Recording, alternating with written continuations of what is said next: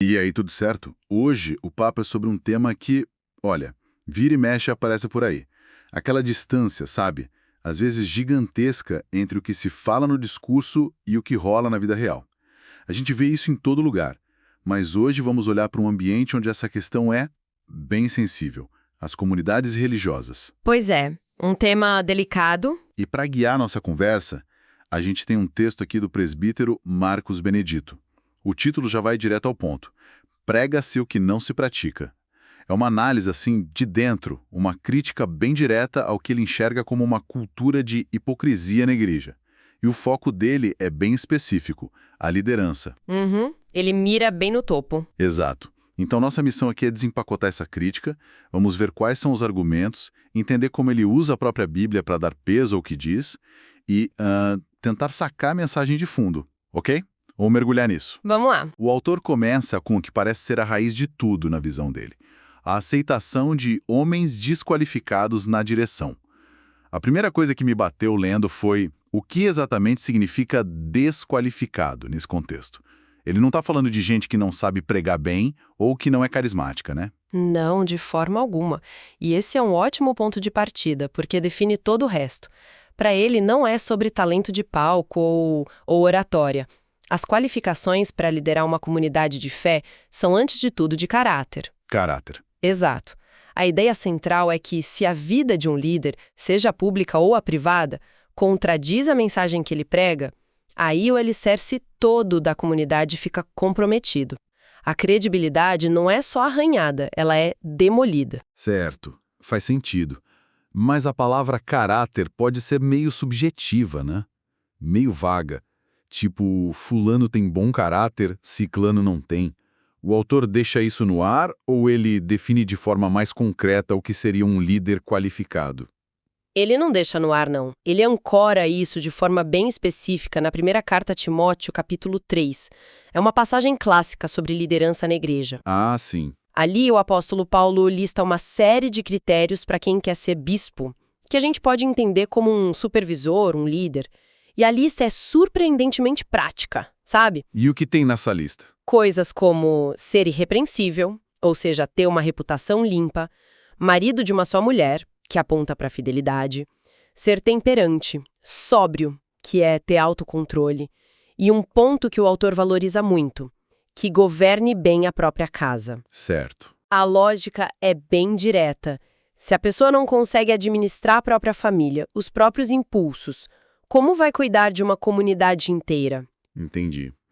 A liderança na igreja seria uma extensão da ordem na vida pessoal. Exatamente. Peraí, mas essa lista tem quase 2000 anos. Como é que se aplica algo assim hoje, num contexto cultural tão diferente? O autor entra nessa discussão? Essa é a pergunta-chave. E é aqui que a análise fica bem interessante.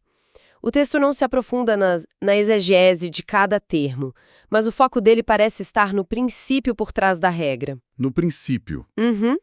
A questão não é tanto o estado civil da pessoa, mas a demonstração de fidelidade, de constância, de responsabilidade nos relacionamentos mais íntimos. O ponto do autor é que esses critérios, que são sobre integridade, estariam sendo ignorados, ou pior. Substituídos. Exato. Substituídos por outros. E quais seriam esses outros? Carisma, número de seguidores, sucesso financeiro, a habilidade de atrair multidões. O texto usa uma palavra forte.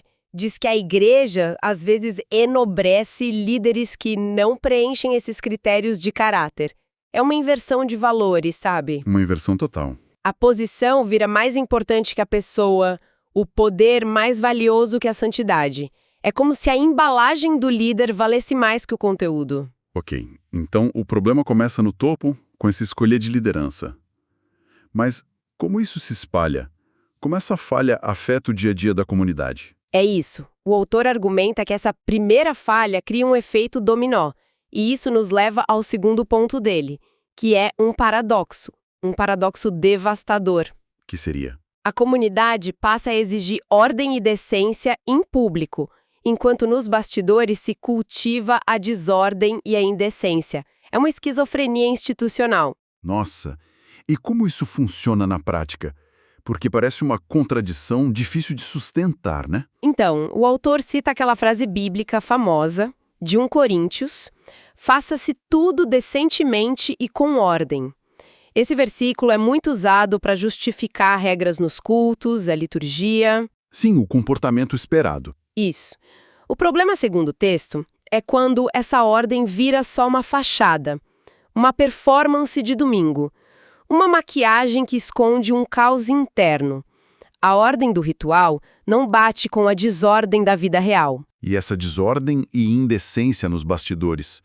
O texto dá exemplos concretos? Sim, ele é bem explícito, fala de fofocas, calúnias, manipulação financeira, escândalos morais encobertos e uma cultura de falta de transparência.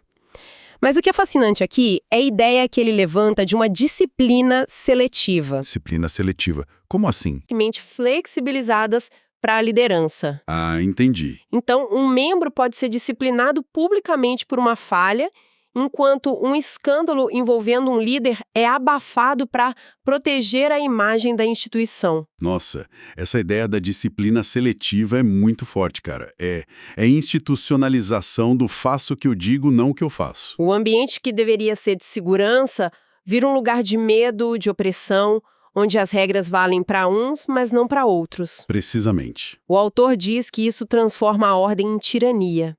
E mais uma vez ele mostra que essa crítica não é nova. Ele faz um paralelo direto com a acusação de Jesus aos fariseus, lá em Mateus. A do copo limpo por fora. Essa mesma. Jesus fala, vocês limpam o exterior do copo, mas por dentro ele está cheio de ganância. É a mesma lógica. A preocupação com a aparência de ordem serve para esconder uma sujeira interna que nunca é tratada. Isso me leva a pensar na questão da autoridade.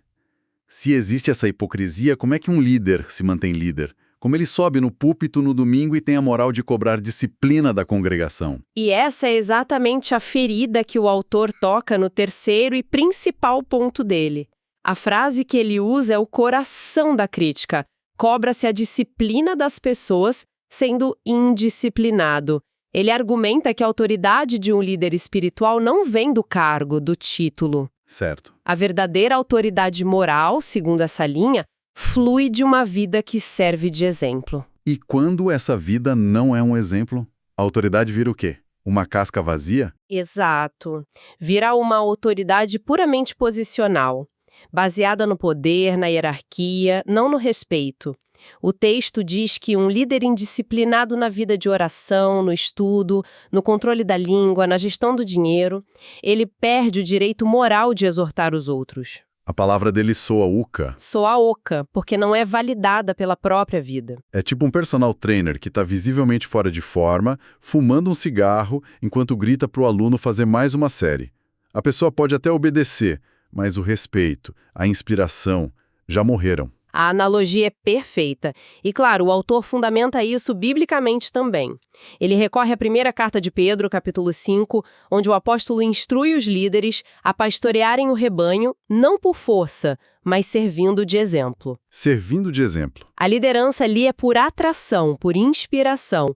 As pessoas seguem porque veem um modelo a ser imitado, não porque são coagidas por um chefe. Então, para ele, essa falha não é só um defeito de gestão, é algo bem mais grave. Muito mais grave. Ele conclui esse ponto com o que ele considera a consequência final. A desobediência vergonhosa à palavra de Deus, por parte da liderança, é, na visão dele, o maior escândalo de todos. Por quê? Porque não mancha só a reputação daquele líder. Na perspectiva dele, isso blasfema contra o nome de Deus perante o mundo. O líder é um representante, né? Quando o representante age de forma contrária ao que representa, ele difama o nome do representado. Ok, a crítica é pesada, bem construída. Mas e aí? O texto termina nesse tom de denúncia, de terra arrasada, ou ele aponta para alguma direção? Felizmente não. A conclusão não é um ponto final, mas um chamado ao arrependimento e à integridade. O objetivo dele não parece ser só apontar o dedo, mas provocar uma correção de rota. Ele defende que o evangelho genuíno exige um alinhamento total. Sem rachaduras. Exato. Entre o discurso e a prática. Tem uma frase no texto que, para mim, resume tudo isso de forma muito poderosa. Ele diz: o evangelho não é apenas uma mensagem, é uma vida. Isso bate fundo, sabe? Essa frase é a síntese perfeita. E para amarrar tudo, ele usa uma última referência de Tiago, que diz: sejam praticantes da palavra e não apenas ouvintes, enganando a si mesmos. A mensagem final é esse apelo para que não exista discrepância entre o que acontece no púlpito e o que rola nos bastidores. A fé autêntica é transparente. Então, resumindo nossa conversa, a gente desvendou um texto que bota o dedo numa ferida delicada. O autor constrói a crítica em 3 etapas. Começa na base, que é a necessidade de líderes qualificados pelo caráter. Depois mostra como essa falha cria o paradoxo da ordem por fora e desordem por dentro. Certo. E termina no coração do problema, que é a perda de autoridade moral quando quem cobra disciplina não a tem. Exatamente. E o notável é que ele faz isso usando a própria escritura como critério. Não é um achismo. O fio que conecta tudo é um só: integridade. A busca por esse alinhamento completo entre o que se crê, o que se diz e o que se faz. É um chamado à coerência que, honestamente, ecoa muito além dos muros da igreja. É para qualquer pessoa em posição de liderança. Sem dúvida. E isso levanta uma questão importante que o texto talvez deixe no ar. Ele foca muito, e com razão, na responsabilidade da liderança. Mas fica uma reflexão. Até que ponto a responsabilidade por manter essa integridade é compartilhada por toda a comunidade? Essa é uma pergunta difícil. Porque, por um lado, a comunidade pode se tornar cúmplice pelo silêncio, né? Por preferir não ver os problemas. Mas, por outro, como se cobra a responsabilidade dos líderes sem criar um clima de caça às bruxas, de desconfiança constante? É uma linha muito tênue. E esse é o grande desafio. O texto diagnostica a doença da incoerência, mas a cura é complexa. Como uma comunidade pode cultivar uma cultura de responsabilidade mútua que seja, ao mesmo tempo, baseada na verdade e na graça? Onde a confissão de uma falha, mesmo de um líder, seja vista não como o fim do mundo, mas como o primeiro passo para a restauração. Uma cultura que não pune a honestidade, mas a incentiva. Talvez essa seja a questão fundamental que fica. E com essa reflexão, a gente encerra a nossa exploração de hoje.